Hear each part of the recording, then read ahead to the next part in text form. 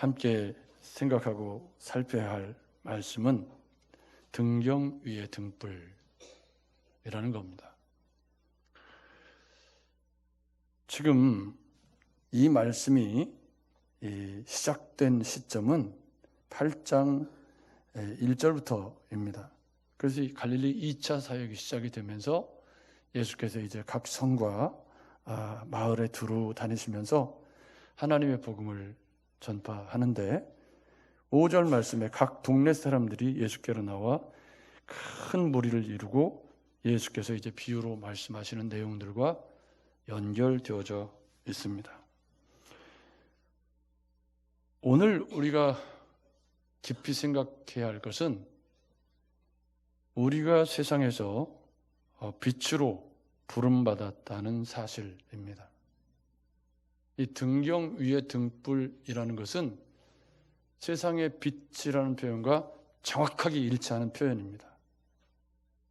그래서 등경 위에 불을 켜는 이유가 무엇이냐? 라고 주님이 질문하시면서 내가 너희를 구원한 목적이 이와 같다. 이렇게 설명을 하시는 거죠. 그런데 바로 앞에 무슨 말씀이 나왔냐면 4가지 밭의 비유라는 말씀이 나왔습니다. 여러분 기억하시죠? 그 4가지 밭의 비유에서 말씀이 떨어졌다는 점은 똑같습니다. 지금 여기에도 우리 여러 성도님들이 앉아 계시지만 설교를 듣는다는 점에서 우리는 다 똑같습니다. 여러분 맞죠? 그런데 어떤 마음밭으로 듣느냐는 차이가 있을 수 있다는 말이죠. 그런데 지난주에 우리가 살펴본 것처럼 3가지 밭, 길가, 돌짝밭, 가시떨기의 공통점은 뭐냐면 열매를 맺지 못한다. 그 말은 뒤집어 말하면 무슨 얘기냐면 주의 말씀이 그 속에 들어가지 않아서 구원과 상관이 없다라는 뜻입니다. 굉장히 과격한 표현이에요, 이게. 왜요? 좋은 밭이란 그 말씀이 마음속에 들어가서 발화되어서 생명이 잉태되어서 열매를 맺은 거기 때문에 생명이 잉태되어야 구원이죠. 여러분 맞죠? 영생은 예수 그리스도를 영접해서 그분과 함께 동행하는 삶인데 그것을 지금 이 생명에 비유할 때 말씀의 씨가 떨어져서 우리 속에 들어와서 발화되어서 생명이 잉태되어서 열매가 맺히는 거기 때문에 이 좋은 밭이라고 하는 것은 구원과 직결되어 있는 아주 중요한 그런 표현입니다. 그런데 주님은 좋은 밭을 이야기할 때 좋은 밭이라고 해서 씨만 뿌려놓으면 저절로 열매가 맺히는 건 아니다. 여러분 맞죠? 좋은 밭이라고 해서 그냥 씨만 뿌려놓으면 저절로 열매가 맺는 게 아니기 때문에 착하고 좋은 마음으로 말씀을 듣고 그리고 뭐라고 그랬냐면 지키어 인내로 결실하는 자라. 그래서 예수 믿고 신앙생활 한다는 건 인내로 지키어 결실하는 공간적인 개념, 신학적인 용어로는 임의와 아직의 긴장 속에 말세를 살아갈 때 우리가 믿음에서 믿음으로 이루는 긴 여정을 담고 있다. 여러분 맞죠? 듣고 지키어 인내로 결실할 때까지의 그 기간이 꽤 긴 기간이 거기에 담겨져 있습니다. 무슨 말이냐면 열매가 금방 맺히지 않을 수도 있죠. 또 너무 웃자라면 그것도 곤란하잖아요. 그러니까 말씀을 듣고 그것이 그러한가에 묵상하고 그것을 지키어 결실, 좋은 열매. 그래서 좋은 나무가 좋은 열매를 맺고 좋은 밭이 좋은 열매를 맺는다. 이 같은 이야기를 지금 밭과 나무에서 다른 각도로 얘기를 하고 있는 거죠. 여러분 맞죠? 그런데 이 이야기를 듣다 보면 결국 성경적인 좋은 밭이란 사람인데 사람이죠? 사람인데 그 사람이라고 할 때 그 사람이 얼마나 키가 크고 인물이 잘났느냐. 제가 사실 오늘부터 마스크를 벗을까 생각을 하다가 해제가 됐으니까 좀 제 잘생긴 얼굴을 좀 보여 주여. 그렇게 크게 웃으실 건 아니잖아요. 또 권사님 그렇게. 그런다고 그렇게 또 대놓고 크게 웃으시면 또 그것도 참, 사실은 입술이 안 보이고 이렇게 말씀을 듣는 게 쉽지 않다고 저는 생각해요. 이게 이제 그랬는데, 그래도 이제 완전히 해제될 때까지 조금만 더 참자. 이제 제가 그렇게 결론을 내리고서 지금 마스크를 쓰고 있는데, 문제는 뭐냐면 이게 이제 사람 이야기잖아요. 사람. 그러면 좋은 밭, 이것은 좋은 믿음이라는 뜻이죠. 그죠? 그럼 좋은 믿음이라고 하는 것은 결국 좋은 열매로 나타나야 그게 좋은 믿음인 거죠. 이 말씀의 결론이 그렇잖아요, 지금. 그죠? 그러니까 우리가 무슨 얼마나 무슨 좋은 직업을 가지고 있고 많이 배웠고 무슨 돈이 많고 별소리를 다 해도 좋은 그리스도인이란 그것과 상관이 없다는 거예요. 그럼 좋은 그리스도인은 어떤 사람이죠? 말씀이 그 속에서 잘 들어가서 그 말씀의 열매가 현재 내 생활 속에서 어떻게 열매 맺혀지고 있느냐가 좋은 그리스도인이 아니냐 유일한 기준이죠. 여러분 맞죠? 많이 배웠다고 해서 좋은 그리스도인은 아닙니다. 돈이 많다고 해서 좋은 그리스도인은 아닌 거죠. 주님의 기준은 딱 그거예요. 주님의 기준은 좋은 밭이란 말씀을 잘 듣고, 들을 때 잘 듣고, 그게 이제 밭의 문제예요. 마음 밭의 문제. 잘 듣고 그 말씀을 잘 지켜서, 잘 지키는데 거기에 인내가 필요해요. 그냥 금방 안 되니까 인내로서 결실을 맺었을 때 그 밭을 좋은 밭이라. 그러니까 내가 좋은 그리스도인이에요, 신앙이 몇 대예요, 내가 영어 성경을 읽어요, 별소리 다 해도 소용없죠. 그런데 성품이 그냥 자기밖에 모르고 그냥 완전히 이기적이기가 하늘을 찌르고 있고 가는 데마다 상처 주고 다니고 그러고 있다면 그 열매가 그 믿음인 거죠.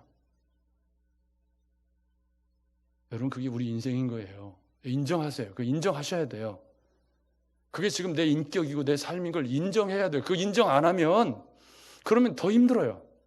인정해야 바닥을 치고 올라올 수가 있어요. 근데 인정을 안 하면 잘하지도 못해요. 그 사람은 평생 그렇게 살다가 그냥 인생이 끝나는 거죠.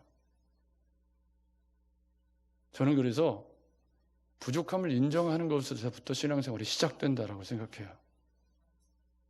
그런데 오늘 다른 설명이 없이 누구든지 등불을 켜서 예화가 먼저 나왔어요. 근데 예화가 먼저 나왔는데 18절 말씀에 보면 그러므로 너희가 어떻게 들을까 할 때 이 너희는 누굴까요? 이 너희는 지금 앞에 여기 4절에 사람들이 말씀을 들으러 나온 그 사람들이죠. 문맥상. 여러분 맞죠? 그럼 여기 너희는 누구예요? 말씀 듣는 저와 여러분들이죠. 우리예요, 우리. 그러면 이 그러므로가 어디에 걸려 있어요? 앞에 이제 16절, 17절에 걸려 있다는 거죠. 그런데 여기 보면 저들로 그 빛을 보게 하려 함이라 할 때 그 빛이 뭐죠? 그 빛은 복음인데요. 복음. 우리 빛의 사자들이여 복음의 빛 비춰라 할 때 이게 이제 빛을 비춘다는 것이 이 말씀에 근거한 찬양이잖아요, 지금. 여러분 맞죠? 그러니까 이 등경 위에 등불이라는 것은 세상의 빛이라고 말씀을 하고 있는데 그 빛은 복음을 의미하죠. 그런데 우리가 어떻게 그러면 빛이 되었는가? 요한복음 1장에 태초에 말씀이 계시니라 이 말씀이 하나님과 함께 계셨으니 이 말씀이 곧 하나님이시라. 그러면서 그 안에 생명이 있으니 이 생명은 사람들의 빛이라 그렇게 설명하죠. 그래서 말씀과 빛이 요한복음 1장에서 연결되어서 설명이 돼요. 빛이 세상에 왔으나 자기 백성이 영접하지 않았다. 그래서 말씀이 예수 그리스도고 말씀이 로고스고 로고스가 빛이고 그 빛이 우리 안에 들어와서 영접하는 자 곧 그 이름을 믿는 자들에게는 하나님의 자녀가 되는 권세를 주셨다. 그렇게 설명이 돼요. 그러면 영접하는 것은 말씀을 영접한 것이고 로고스 태초에 말씀이 계시니라 그 말씀은 곧 예수 그리스도고 그 예수 그리스도의 속성은 뭐예요? 빛인 거죠. 빛이 왔지만 자기 백성이 영접하지 않았어요. 그렇기 때문에 요한복음 1장에 의하면 여기 빛이라고 하는 것은 복음이고 예수 그리스도고 말씀이고 생명인 거죠. 여러분 맞죠? 그래서 우리를 빛의 자녀라고 부르는 이유는 예수님의 속성이 뭐기 때문에? 빛이기 때문에. 근데 여러분, 이 빛이라는 게 창세기 보면 태초에 천지를 창조하실 때 하나님이 제일 먼저 하신 것이 빛과 어둠을 나누는 일이었어요. 그죠? 그리고 큰 광명, 작은 광명 이렇게 해서 그러니까 빛이 비추면 어둠이 물러가는 거예요. 그게 까떡이죠. 그러니까 좀 매너 모드로 하면 얼마나 좋을까요? 저렇게 크게. 어느 쪽이야? 저쪽 동네 누구야? 그런데 그러니까 영접이라고 하는 것은 원래 빛이 아니었던 우리가 빛을 모셔드린 거예요. 그러면 그 빛이 우리 속에 들어와서 하는 일이 뭐냐면 우리 안에 있는 어둠을 몰아내는 일을 하는 거죠. 아멘? 그게 애통하는 자는 복이 있나니와 연결되는 개념인 거예요. 빛인 주님이 우리 안에 들어오시니까 우리 안에 더러운 것들이 보여요, 안 보여요? 보여야 정상이에요. 예수 믿고 신앙생활하고 말씀을 보는데 내 안에 나쁜 성품이 안 보이면 그 사람 문제가 심각한 거죠. 왜요? 거울을 보는 목적이 뭐예요? 제가 이제 요즘에 조금 이렇게 5kg짜리 아령을 들고 거울을 보고 알통 만들려고 이러고 있어요. 지금 요즘에 여름 와서 나 해수욕장 갈 것도 아니지만은 아무튼 이제 죄송하지만 건강한 노년 이게 말이 맞나? 아무튼 그래서 막 거울 보고 이렇게 거울 보는 이유가 뭐죠? 그러니까 성경에 말씀의 거울을 보고 곧 잊어버리는 사람 얘기가 나오잖아요. 여러분 맞죠? 그러니까 빛이 말씀인데 말씀이 우리 속에 들어오셔서 하는 일은 일차적인 일이 우리 안에 있는 어둠을 몰아내는 건데 그게 애통과 연결되어서 그 어둠을 몰아내기 위해서 애를 쓰는 게 내 마음 그리스도의 집이라고 하는 로버트 멍어의 책과 연결된 그런 개념이잖아요. 그죠? 그러니까 그게 쉬워요? 어려워요? 내 속에 있는 나쁜 것들이 드러나는 게 고통스러운 거예요.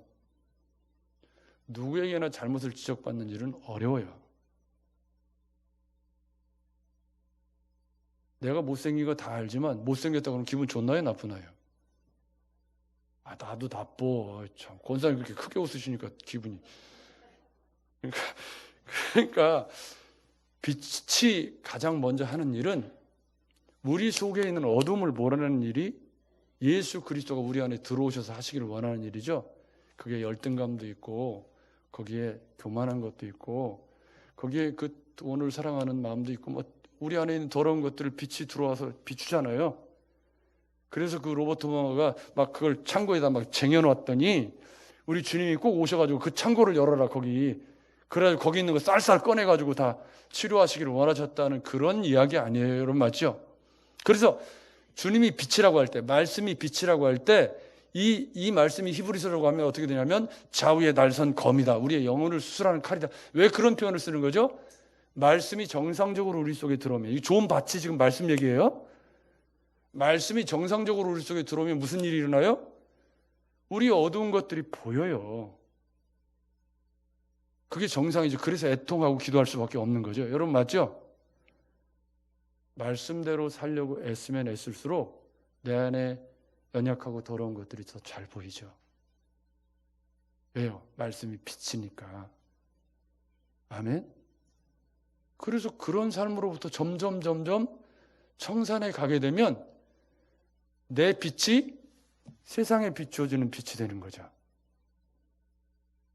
우리가 이 말씀에 의하면 주님이 영접하는 자, 곧 그 이름을 믿는 자들에게 하나님의 자녀가 되는 권세를 주셨는데 여기 16절 다시 보십시오. 등불을 켜서 그릇으로 덮거나, 이게 등불인데 등불을 켜서 그릇으로 덮으면 어떻게 돼요? 뭘 어떻게 돼요? 산소 부족으로 꺼지지. 꺼지죠? 등경 아래 두면요. 켜놓으면 안 하지. 이게 그러니까 그리스도인인데 그리스도인인 것을 싹 숨기고 그리고 그런 얘기는 아니지만 그럴 수 없다는 거죠. 속성상. 왜요? 빛이라고 하는 건 드러나는 게 속성이에요. 여러분 맞죠? 그런데 여기 보면 등경 위에 두나니 이는 들어가는 자들로 그 빛을 보게 하려 함이라. 그러니까 빛은 보게 하는 게 목적이에요. 그러니까 주님이 우리를 구원하신 목적이 뭐예요? 빛으로 어두운 세상을 밝히는 그런 등경 위의 빛으로 우리를 부르셨다는 뜻이죠. 아멘. 아멘. 이건 너무 중요해요. 그런데 이 병행구절인 등경 위의 빛이라고 하는 이 말씀에 대한 병행구절인 마태복음 5장 14절 15절에 보면은 이런 말씀이 나와요. 너희는 세상의 빛이라. 너희는 똑같아요. 너희는 세상의 빛이라. 산 위에 있는 동네가 숨기지 못할 것이요. 그러면서 사람이 등불을 켜서 말 아래 두지 아니하고 등경 위에 두나니 이러므로 집 안 모든 사람에게 비치느니라. 똑같은 내용이죠. 그러니까 지금 누가복음 여기 16장 8장 16절에 있는 이 말씀과 마태복음 5장 13절에 있는 내용은 같은 얘기를 지금 하고 있는 건데, 마태복음에는 부연 설명이 하나 붙어 있어요. 너희는 어디에 빛이라? 세상의 빛이라. 세상에. 그러면 전제가 뭐예요? 빛이 필요한 것이 세상인데 그 말은 세상이 어둡다는 뜻이죠. 여러분 맞죠? 그럼 여기서 말하는 세상은 뭐예요? 세상 정신으로 세상보다는 우리가 구원하고 전도해야 될 사람이죠. 그러면 너희 빛을 세상 사람에게 비추어야 된다. 그런 뜻이에요. 여러분 동의하시죠? 어떻게 저 좀 봐주세요. 여러분들의 빛을 세상 사람들에게 한 주간 동안 잘 비추고 사셨나요? 아니면 아휴 저런 것도 예수 믿는 사람이라고 정말 그냥 혹시 나로 인해서 세상 사람들이 그렇게 말했다면 마태복음의 표현에 의하면 밟히는 소금이 된 거죠. 내가 잘못 살아서 주님의 이름이 욕되게 된 거잖아요. 그러면 주기도문 할 때 이름이 거룩히 여김을 받으시오며 우리가 늘 암송하는데 나로 인해서 이름이 거룩히 여김을 받은 게 아니라 어떻게 된 거예요? 주님의 이름이 나로 인해서 짓밟힌 거죠. 그러니까 빛이라고 할 때, 너희는 세상의 빛이라고 할 때 이 빛이라고 하는 건 산 위의 동네가 숨겨지지 못하는 것처럼 빛의 속성은 드러날 수밖에 없다. 세상에서 우리의 신분은 숨겨질 수 있는 게 아니라는 거예요. 빛의 속성이. 여러분 이거 너무 중요해요. 우리가 직장 생활을 하거나 어디 생활할 때 그리스도인으로서 내 신분을 숨기고 그냥 세상 사람과 똑같이 생활할 수 있다 없다? 그럴 수가 없다는 거예요. 빛이라고 하는 것은 그렇게 되는 게 아니라는 거예요. 빛이라는 건 드러날 수가, 산 위에 있는 동네, 유대인들은요, 이 석회암으로 집을 지었기 때문에 저기가 있으면 집이 번덕거리는데 거기다가 불을 켜면은 깜깜한 산에 불 하나 있으면 어떻게 돼요? 멀리서 다 보이는 것처럼 산 위의 동네가 숨기지 못한다. 그런 것처럼 너희는 세상의 빛이라는 겁니다. 이 세상의 빛이라고 하는 말은 사도 바울이 다른 곳에서 뭐 세상에 보내진 그리스도의 편지 혹은 뭐 그리스도의 향기 뭐 이런 표현이나 세상의 빛이라는 말이나 크게 다르지 않습니다. 왜냐하면 뒤에 나오는 마태복음의 말씀이 이 너희는 세상의 빛이라고 할 때 구체적으로 그런 빛이 된다는 것이 무엇인가를 설명하는 구절이 마태복음 5장 16절에 나오기 때문입니다. 이 말씀이 뒤에 이제 누가복음과 연결이 될 텐데요. 여러분 마태복음 5장 16절을 제가 읽어볼게요. 이처럼 너희 빛을 사람 앞에 비추게 하여. 빛을 어디에다 비추는 거예요? 사람 앞에. 철저하게 기독교는 세상 속에서 존재하는 거예요. 빛이 필요한 것은 어두운 데지 무슨, 여러분 맞죠? 빛이 필요한 것은 어둡기 때문에 빛이 필요한 거예요. 그러면 너희가 세상의 빛이라고 할 때 이 어두운 세상에 빛을 비추는 존재가 성도라는 거예요. 이게 성도의 승리예요. 근데 이게 뭐하고 연결되어 있냐면 좋은 밭이 맺는 좋은 열매가 곧 빛이라는 것과 연결이 되어 있단 말이에요. 지금 잘 보셔야 돼요. 그러니까 좋은 밭이 맺는 좋은 열매가 곧 빛이에요. 근데 그 빛이 어두운 세상을 밝히는 빛이에요. 그러니까 어두운 세상을 밝히는 빛이라고 할 때 그건 복음인 거죠. 복음으로 그들을 구원하는 거예요. 여러분 맞죠? 근데 그 복음으로 그들을 구원하는데 너희 빛을 사람 앞에 비추게 하여 저희로 너희 착한 행실을 보고 하늘에 계신 너희 아버지께 영광을 돌리게 하라. 그러니까 빛이 뭘로 바뀌었냐면 착한 행실로 바뀌었어요. 그러니까 어떻게 빛이 될 거냐? 등경 위의 등불, 우리가 등경 위의 등불이라는 건 알겠는데, 그럼 어떻게 사는 게 등경 위의 등불이냐? 라고 했을 때 마태복음의 도움을 받으면 착한 행실이라는 거예요, 그게. 그럼 착한 행실이 도대체 뭘까요, 여러분? 일단 일반적인 의미에서 착한 행실을 얘기해도 길에 뭐 쓰레기가 떨어져 있으면 줍고 어려운 사람이 있으면 좀 도와주고,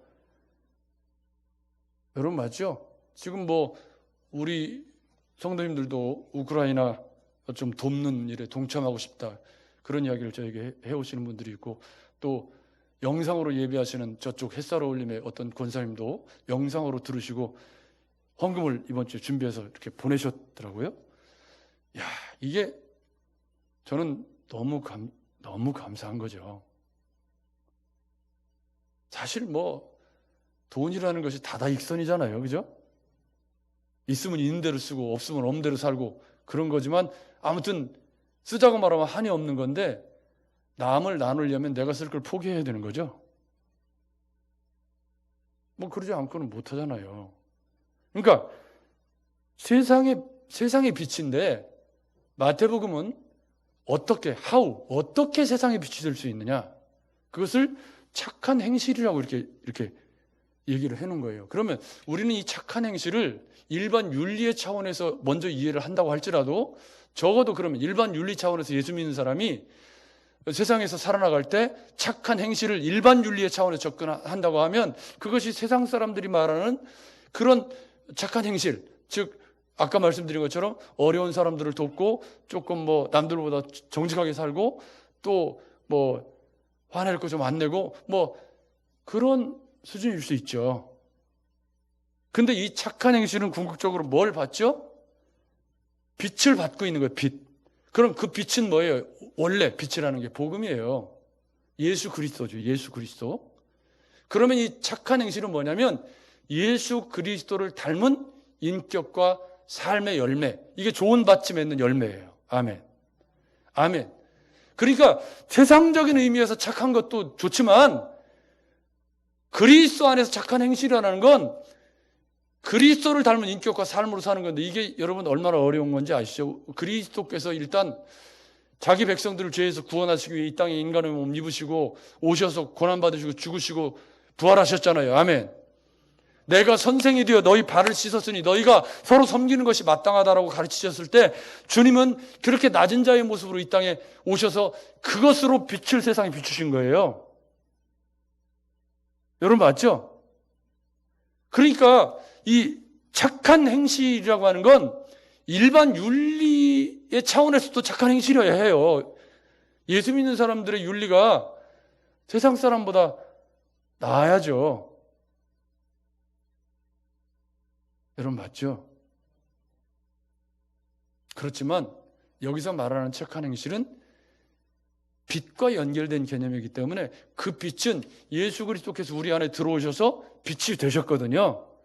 그러면 그 빛으로 말미암아 내 삶이 바뀌어진 팔복을 받고 있는 거예요. 심령이 가난한 자는, 애통한 자는, 온유한 자는, 이 팔복이 착한 행실과 직결되어져 있는, 왜? 마태복음 5장은 팔복하고 바로 붙어 있거든요. 그러니까 착한 행실이라고 할 때 이 착한 행실이라고 하는 건 예수 그리스도를 닮은 인격과 삶인데, 그 예수 그리스도를 닮은 인격과 삶으로 가는 길에 뭐가 있냐면, 가난한 자는, 애통하는 자는 복이 있나니 화평케 하는 자는, 의를 위해 핍박을 받는 자는 복이 있나니, 이렇게 연결이 되어 가요. 그러니까 착한 행실이라고 하는 것은 예수 그리스도를 닮은 인격과 삶인데, 그것이 결국은 화평케 하는 자고 의를 위해 핍박받는 수준까지 자라가는 바로 그 삶. 그 삶이 빛이 되어서 비치는 거죠. 아멘. 아멘. 이렇게 설명하니까 좀 부담되죠, 이제.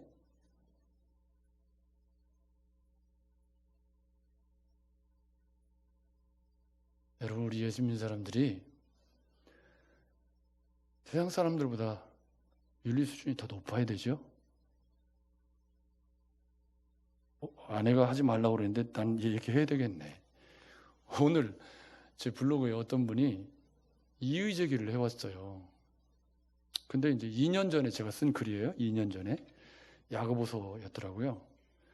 근데 이제 거기에 어떤 논조로 제가 글을 썼냐면, 코로나 시대에 이 감염병 때문에 말하자면 영상 예배로 드리는 것이 맞다라는 아마 논조로 글을 썼던 것 같아요. 제가 읽어보진 않았어요. 근데 뭐 장문으로 글을 썼는데, 근데 이제 자기 목사님하고 저하고 모든 면에서 다 일치를 하는데, 그런데 목사님은 이 주사파 일당들이 이 프레임을 씌워가지고 교회를 마치 전염병의 온상인 것처럼 이렇게 몰아붙이는 것에 대해서 동의를 하시는 거냐고, 그런 식으로 글을 쓰면서 진리를 손에 붙잡고 계신 목사님이 지금도 2년이 지났는데도 예배를 폐하는 것에 대해서 동의하시느냐고 아주 도발적으로 글을 써놓은 거예요. 아니, 가만히 있으면 그냥 괜찮지만 가만히 있는 나를 왜 건드려? 그래가지고 제가 아침에 이제 새벽 기도를 갔다 와서 쉬고 있는데, 이제 이렇게 제 휴대폰에 이렇게 블로그에 글이 뜨면 이렇게 창이 뜨잖아요. 그 열어봤더니 글이 이제 써져 있는데, 그걸 읽고 나서 잠이 안 오네. 성질 나갖고 이걸 답변을 써야 되나 주일인데, 그래가지고 그냥 자다가 잠이 안 오고 있나갖고 답변을 막 제가 쓰고 왔는데, 여러분, 우리가 전염병이 예수 믿는다고 안 걸리는 건 아니죠. 그러면 초창기에 교회에서 막 전염병이 계속 터져가지고 교회가 세상의 빛이 아니라 세상의 욕바지가 됐던 때가 있어요. 여러분도 다 겪으셨잖아요. 그죠? 그러면 세상의 욕바지가 되면서 모이는 교회를 폐하지 않는 것이 세상의 빛과 소금으로, 여기 오늘 본문 말씀 등경 위에 등불로 사는 삶인가? 라는 질문을 제기해보면 답이 명료해져요. 두 번째 이유는, 모이는 교회에서 모여서 성도들이 전체가 감염병에 걸려가지고 그 중에 한두 분이라도 이 세상을 떠나시는 일이 생기면 감당할 수 없는 일파만파가 돼요. 그때는 더 독했고요. 그죠? 그러니까 저는 지금 다시 생각해도 영상 예배로 가는 게 맞다 해요. 제가 생각하는 기준에서는. 왜냐하면 그게 교회가 세상과 함께 살아가기 때문에, 세상의 빛과 소금으로 존재하기 때문에, 다른 이유 때문이 아니라 전염병이 심각하기 때문이에요. 교회가 전염병의 온상이 되지 않기 위해서. 그러니까 착한 행실, 이게 세상에 빛을 비춘다고 할 때 이렇게 거시적인 측면으로 접근하면 훨씬 더 문제가 심각해지는 거죠. 여러분 동의하시죠? 왜냐하면 이런 미묘한 문제에서 의견이 많이 갈려요. 그렇게 되면 진리에 대한 기준이 모호해져 버리죠. 그렇지만 한 가지 분명한 건 있어요. 교회가 세상의 욕바지가 되는 것이 진리의 문제라면, 순교해야 될 진리의 문제라면 그건 마땅히 그렇게 하는 게 맞아요. 여러분 맞죠? 근데 이게 진리의 문제가 아니고, 저는 영상으로 예배하신 분들이 예배를 안 한 건가요?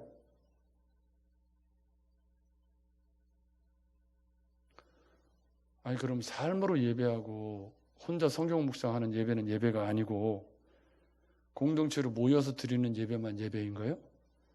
삶으로 드리는 예배도 예배예요. 여러분 맞죠? 혼자 찬양하고 드리는 예배도 예배인 것이고, 물론 공동체로 드리는 예배가 중요하죠. 왜?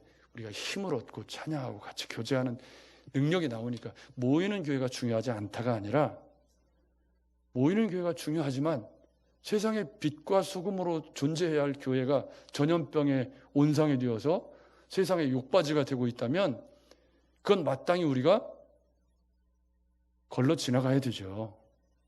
저는 지금도 제 결론은 그래요. 그게 맞다. 저는 그렇게 생각해요. 그런데 이 착한 행실이라고 하는 것을 우리가 더 깊이 묵상을 하면서 빛이 하는 일이라는 것을 이해를 하시면서 18절 말씀을 보십시오. 그러므로 너희가 어떻게 들을까 스스로 삼가라. 누구든지 있는 자는 받겠고 없는 자는 그 있는 것까지도 빼앗기리라. 세 번역으로 읽어볼게요. 그러므로 너희는 조심하여 들어라. 가진 사람은 더 받을 것이요 가지지 못한 사람은 가진 줄로 생각하는 것마저 빼앗길 것이다. 이거는 쉽게 설명을 해볼게요. 길가에 뿌려진 씨앗 어떻게 됐죠? 새가 먹었어요. 그죠? 빼앗겼나요? 안 뺏겼나요? 뺏겼지. 돌짝밭에 떨어진 씨앗 잠시 싹이 났지만 말라 죽었어요. 어떻게 됐죠? 생명의 말씀이니까 씨앗이 빼앗겼나요? 안 뺏겼나요? 빼앗겼어요. 가시떨기 재리와 염려 때문에 말씀이 뿌리를 못 내리고 말라서 죽었어요. 뺏겼나요? 안 뺏겼나요? 뺏겼어요. 그렇다면 이 빼앗긴다, 가진 줄로 생각하는 것마저 빼앗긴다라고 할 때 이 빼앗기는 건 뭐죠? 말씀이에요. 그러니까 이게 무슨 말이냐면 조심하여 듣지 않으면 말씀을 듣고 이렇게 좋은 마음으로 지켜서 행하지 않으면 말씀을 빼앗기는 거죠. 그게 길가, 돌짝밭, 가시떨기라는 마음밭이 우리에게 주는 교훈이에요. 근데 이 이야기가 여러 군데 나오거든요.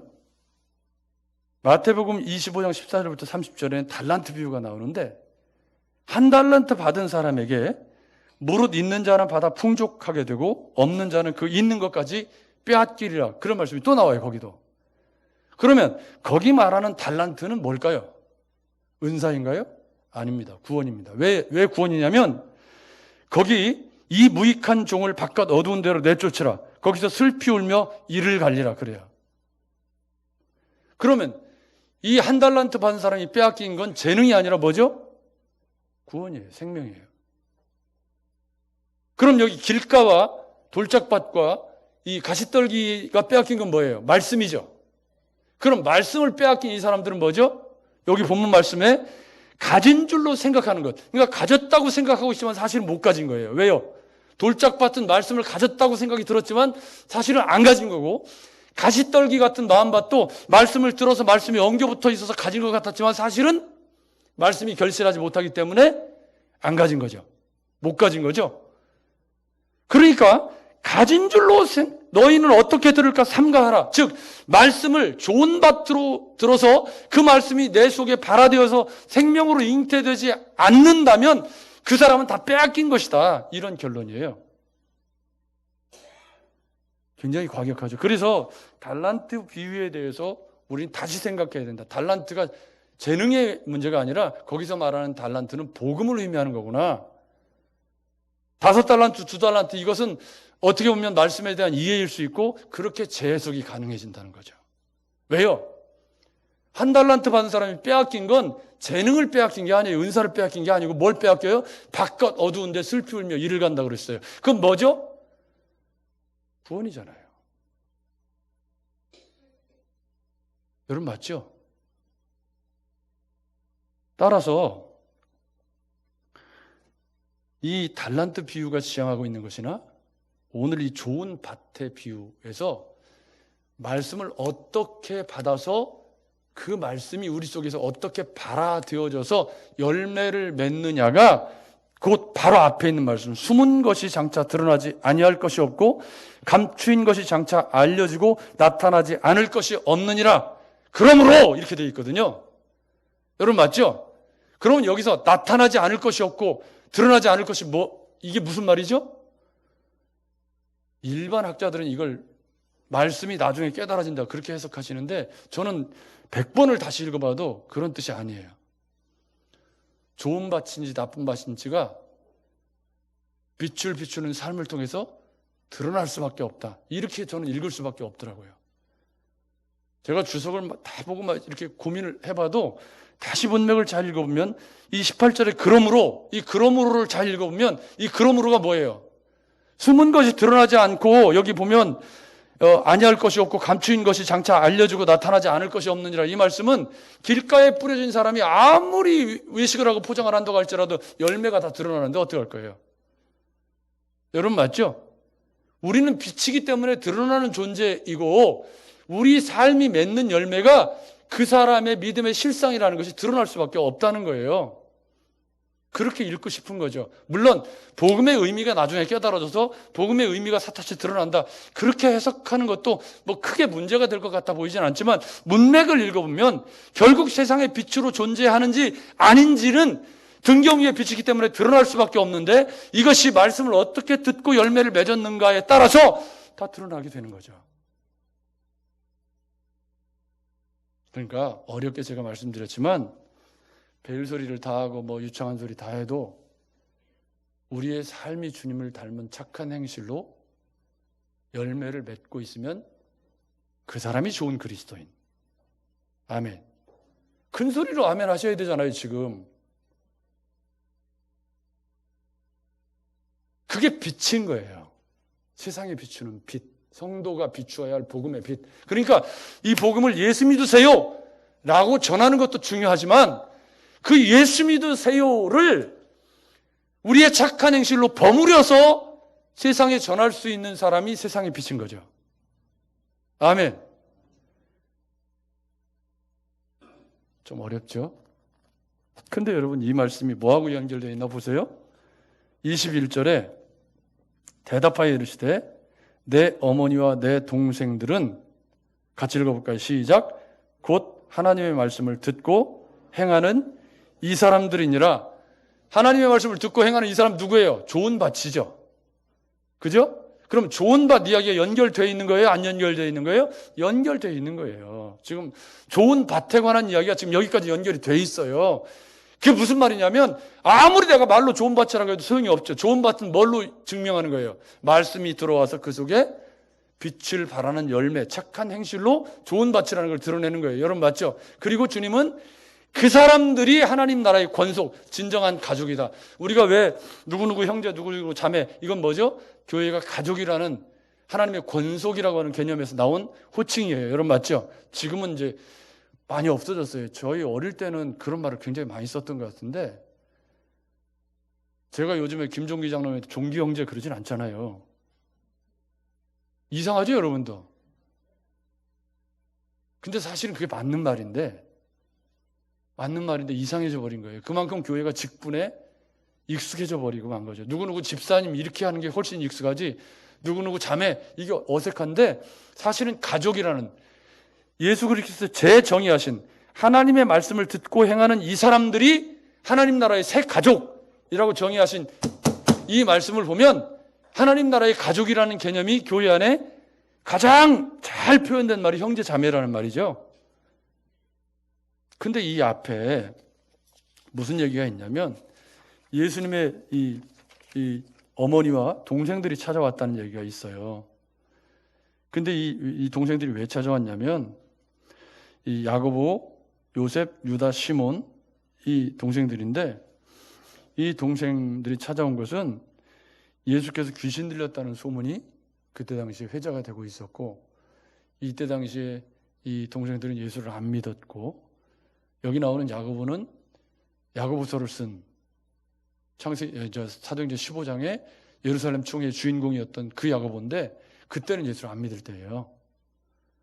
그래서 귀신 들린 줄 알고 데려다가 집에서 이제 조금 돌보려고 그렇게 찾아왔는데, 그때 그 말을 듣고 그걸 비유로 주님이 사용하시면서 가족을 나 몰라라 하겠다는 뜻이 아니라, 가족 얘기를 하니까 하는 말인데, 진짜 가족은 이 사람들이 내 가족이야 라고 좋은 밭에 대해서 부연 설명을 하신 거예요. 그러니까 그리스도 안에서 진짜 가족은 어디에 걸려 있냐면 15절에 걸려 있어요. 좋은 밭이란, 좋은 땅에 말씀이 뿌려졌다는 것은 착하고 좋은 마음으로 말씀을 듣고, 이게 문제라는 거예요. 착하고 좋은 마음으로 말씀을 듣는 이 마음밭, 이게 길가와 돌짝밭과 연결되어져 있는 아주 중요한 개념이라는 거죠. 그리고 그 밭이 열매를 맺는 것이고, 그 열매가 착한 행실이고 세상의 빛으로 드러나는 거예요. 여러분 맞죠? 그럴 때 그 빛과 착한 행실을 보고 사람들이 그리스도로 돌아오는, 그게 우리의 사명. 자, 거기도 저를 보십시오. 하나님께서 저와 여러분들을 구원하셔서 하나님 자녀 삼으신 이유는 우리의 착한 행실을 보고 세상 사람들이 주님을 만나게 하시려고, 보이지 않는 하나님을 보여주게 하시려고 부르신 거죠. 아멘? 그렇다면 이 말씀을 또 한 주가 이제 5월 첫 주입니다. 어린이 주일, 원래 오늘이 어린이 주일이어야 하는데, 그리고 다음 주가 어버이 주일. 제가 고민을 하다가 그냥 올해는 누가복음을 쭉 진행을 해야 되겠다 그런 생각을 하지만, 어쨌든 어린이 주일, 어버이 주일을 맞는 우리의 마음속에, 가정의 달을 맞이하는 우리의 마음속에 우리가 착한 행실로 빛을 비춰야 할 우리의 삶의 영역은 모든 삶의 영역입니다. 여러분 맞죠? 안 보이는 데서 막 성질내고 막 그냥 못되게 굴고 막 함부로 사람 대하고, 그거 다 주님은 보고 아시죠? 저는 이 말씀이 굉장히 꽤 무겁게, 굉장히 가슴 무겁게 들려요. 왜냐하면 지금 내 성품의 열매, 내 삶의 열매가 내 믿음의 현주소라는 것을 인정해야 되기 때문에. 여러분 맞죠? 그러나 여러분, 부족한 것은 잘못이 아니에요. 근데 부족한 것을 인정하지 않는 건 죄예요. 잘못을 범할 수 있어요. 그렇지만 잘못을 인정하지 않는 건 죄죠. 그런 것처럼 지금 내 수준이 이 말씀의 기준에 못 미치는 걸 인정하는 건 좋은 그리스도인인 거예요. 지금 잘 살지 못하지만, 그러나 이 말씀 앞에 내가 이렇게 살아야 한다라고 하는 동기부여를 올바르게 받고, 아멘. 그리고 5월 이 가정의 달에 내 자녀, 내 가정, 내 남편, 내 아내, 내가 속한 직장에서 내 착한 행실이 세상에 빛이 되고 있는가를 점검하셔야죠. 그러면 말 조심할 수밖에 없죠? 행동 조심해야 되는 거죠. 여러분 또 한 주간 어떻게 살아도 금방 지나가요. 벌써 이제 4월 지나고 5월이잖아요. 또 한 주간 금방 지나갈 거예요. 그렇지만 오늘 너희 착한 행실로 세상에 빛을 비추라고 하는 그 빛은 말씀을 잘 주의해서 듣고, 그죠? 그 말씀이 내 속에서 발화되어서 좋은 열매로 나타나는 그리스도를 닮은 인격과 삶. 아멘. 그게 착한 행실이라는 것을 기억하시고, 새롭게 맞이하시는 한 주간에 나를 빛으로 부르신 주님 앞에, 내 안에 빛으로 존재하시는 그런 주님 앞에 내 착한 행실을 세상에 빛으로 드러내는 성도로 살겠다고 마음을 새롭게 하시는 그런 주일이 되셨으면 좋겠고요. 또 한 주간을 살아내실 때 이 말씀을 붙잡고, 그래, 내 착한 행실로 복음의 빛을 드러내야지 결심하시는 은혜가 저 여러분들에게 있어서 사는 곳에서 더 칭송받는 그리스도인 되시기를 주의 이름으로 축복합니다. 좋으신 하나님,